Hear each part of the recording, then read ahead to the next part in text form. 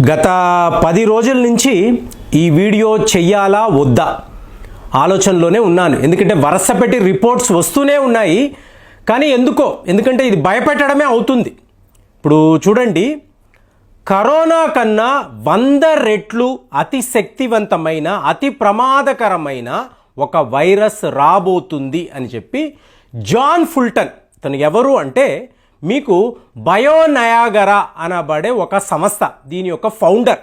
ఇది ఎక్కడ, కెనడాకు సంబంధించిన ఒక రీసెర్చ్ ఇన్స్టిట్యూట్. అంటే ఒక ఫార్మా కంపెనీ ఉందనుకోండి, దాని కన్సల్టెంట్గా ఈ జాన్ ఫుల్టన్ ఉంటాడు. సో ఇతను ఒక డేటాను సేకరించి పరిశోధనలు చేసి కరోనా కన్నా 100 టైమ్స్ మోర్ డేంజరస్ వైరస్ రాబోతుంది.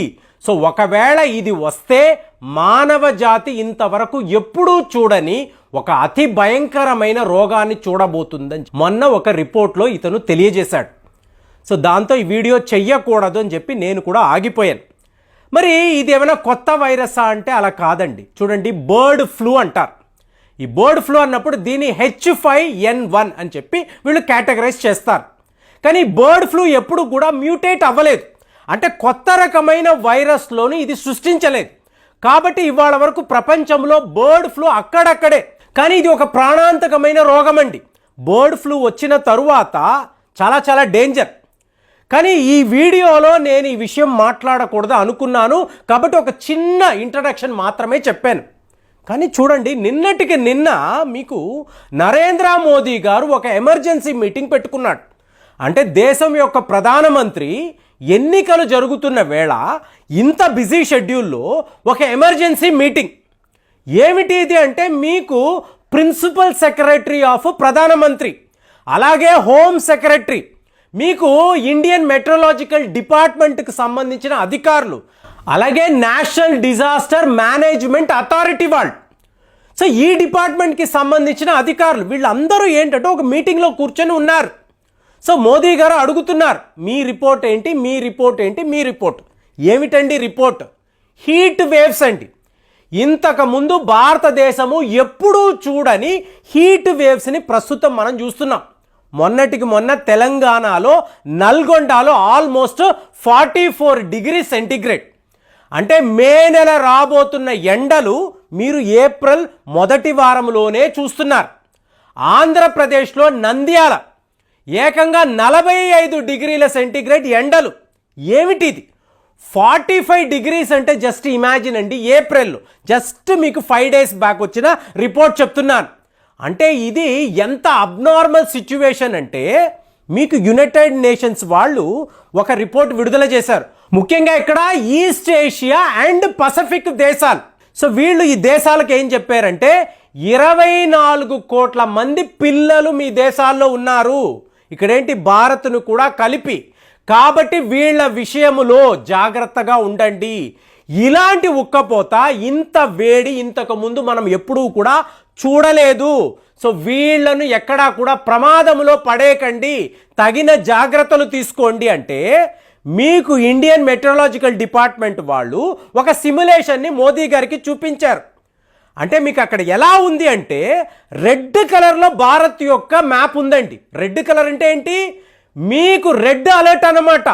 ఇలాంటి వేడి ఇంతకు ముందు మనం ఎప్పుడు చూడలేదండి.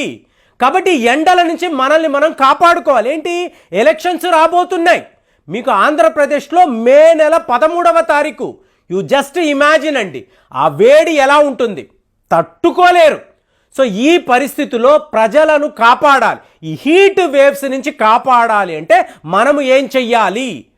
ముఖ్యంగా కొన్ని రాష్ట్రాల పేర్లు ఇచ్చారు. ఇందులో ఆంధ్రప్రదేశ్ ఉంది, గుజరాత్ ఉంది, మహారాష్ట్ర ఉంది, తెలంగాణ లేదు. ఎందుకు అంటే తెలంగాణ దగ్గర సముద్రము లేదు. కాబట్టి ఆటోమేటిక్గా ఆంధ్రప్రదేశ్లో ఈ సముద్ర తీరాల దగ్గర ఉండే ఆ ఈ హ్యూమిడిటీ వల్ల పిల్లలు చాలా పెద్ద లెవెల్లో ఇబ్బందులకు లోనవుతారు. కాబట్టి ఆంధ్రప్రదేశ్లో ఉండే వాళ్ళకి ముఖ్యంగా నేను చెప్తున్నాను, కొన్ని అతి ముఖ్యమైన సూత్రాలు మీరు పాటించాలండి.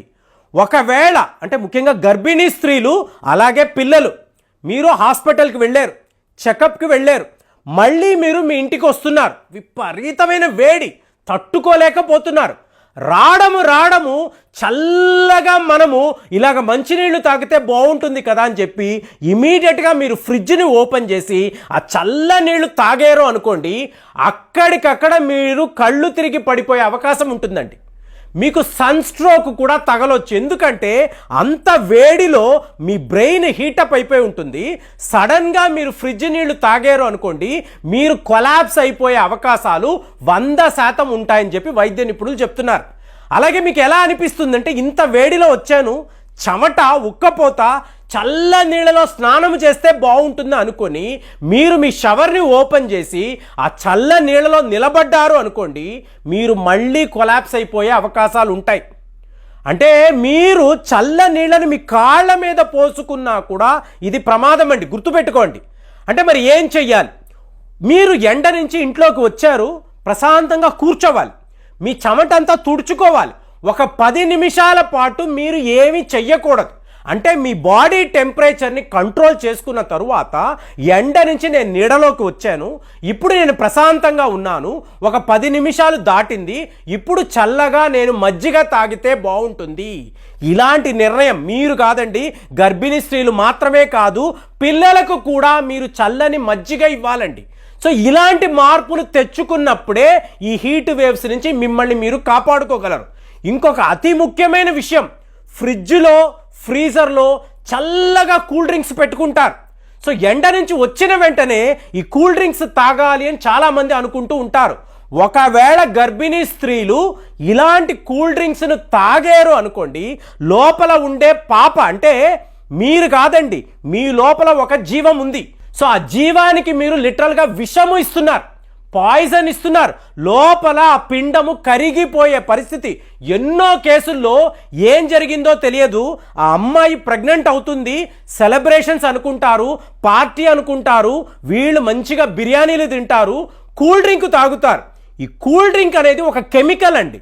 ఈ కెమికల్ లోపలికి వెళ్ళిన వెంటనే లోపల ఉండే పిండము కరిగిపోయిన సందర్భాలు ఎన్నో ఉన్నాయి. అంటే తెలియక చేసే తప్పులు శాశ్వతంగా జీవితాంతం బాధపడేలాగా మీకు అలాంటి పరిస్థితులను కలిగిస్తుంది. కాబట్టి మీరు గమనించాల్సిన విషయము, విపరీతమైన ఎండలు, మీకు ఏకంగా 24 కోట్ల మంది పిల్లల జీవితాలు, జాగ్రత్తగా ఉండాలి. అలాగే ఇంకొక విషయం ఏంటంటే, సడన్గా వర్షాలు. అంటే మీకు విపరీతమైన ఎండ, సడన్గా వర్షము, ఈ హ్యూమిడిటీ అనేది పెరుగుతుంది. అంటే మీకు చుట్టుపక్కల ఉండే వైరస్లు యాక్టివేట్ అవుతాయి. సో ఈ పరిస్థితుల్లో కూడా మీరు చల్లగా ఏదైనా తాగారు అంటే వెంటనే వైరస్ ఫాస్ట్గా మిమ్మల్ని అటాక్ చేస్తుంది. గర్భిణీ స్త్రీలు, పిల్లలు మీరు చాలా జాగ్రత్తగా ఉండాలి. అలాగే బైకుల మీద ఉద్యోగాలకు వెళ్తున్న ఎగ్జిక్యూటివ్స్, ఎక్కడైనా తాజా పళ్ళ రసాలు తాగండి, మజ్జిగలు తాగండి తప్ప కూల్ డ్రింక్స్ జోలికి వెళ్ళకండి. టీలు, కాఫీలు అంటూ ఈ ఎండల్లో ఎక్కువగా తాగకండి. ఇది ఏకంగా నరేంద్ర మోదీ గారు చెప్తున్నారు. ఈ హీట్ వేవ్స్ నుంచి మనల్ని మనం కాపాడుకోవాలంటే ఇమీడియట్గా ఆసుపత్రులను సిద్ధము చేయండి. మీకు ప్రజల్లో ఇలాంటి అవేర్నెస్ క్యాంపెయిన్స్ మొదలు పెట్టండి. నెక్స్ట్ 2 months మనకి గడ్డు కాలము. ఈ ఎండల నుంచి మనల్ని మనం కాపాడుకోవాలి అంటే ఈ జాగ్రత్తలంతా తీసుకోవాలని ఒక దేశం యొక్క ప్రధానమంత్రి ఒక ఎమర్జెన్సీ మీటింగ్ పెట్టి ఇలా మాట్లాడినప్పుడు ఖచ్చితంగా ఈ విషయాలు మీతో చర్చించాల్సిన బాధ్యత నాకు ఉంది. కాబట్టి ఈ వివరాలంతా చెప్పాను. కాబట్టి బర్డ్ ఫ్లూని పక్కన పెట్టండి.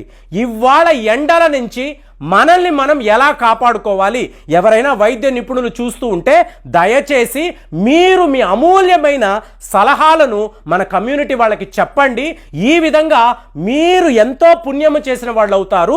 దయచేసి ఆ పని మాత్రం మీరు చేస్తారని నేను పరిపూర్ణంగా ఎదురు చూస్తున్నాను. కామెంట్స్లో మీ అభిప్రాయాలు తెలియజేయండి. మళ్ళీ వచ్చే వీడియోలో కలుద్దాం. జై హింద్.